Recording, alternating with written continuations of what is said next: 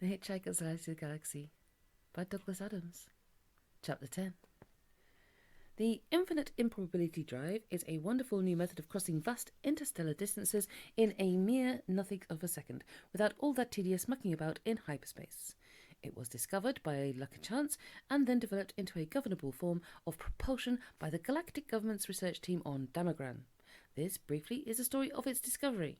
The principle of generating small amounts of finite improbability by simply hooking the logic circuits of a Bambleweenie 57 submeson brain to an atomic vector plotter suspended in a strong Brownian motion producer, say a nice hot cup of tea, were of course well understood, and such generators were often used at brightly eyed parties by making all the molecules in the hostess's undergarments leap simultaneously 1 foot to the left in accordance with the theory of indeterminacy.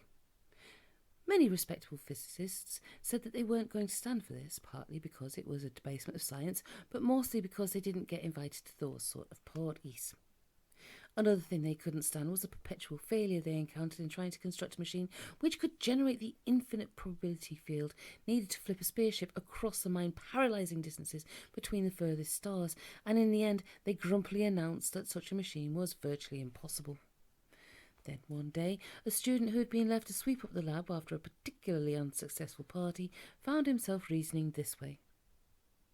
If, he thought to himself, such a machine is a virtual impossibility, then it must logically be a finite improbability.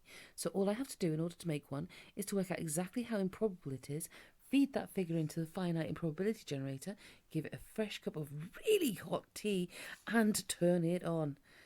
He did this and was rather startled to discover that he had managed to create the long-sought-after golden infinite improbability generator out of thin air.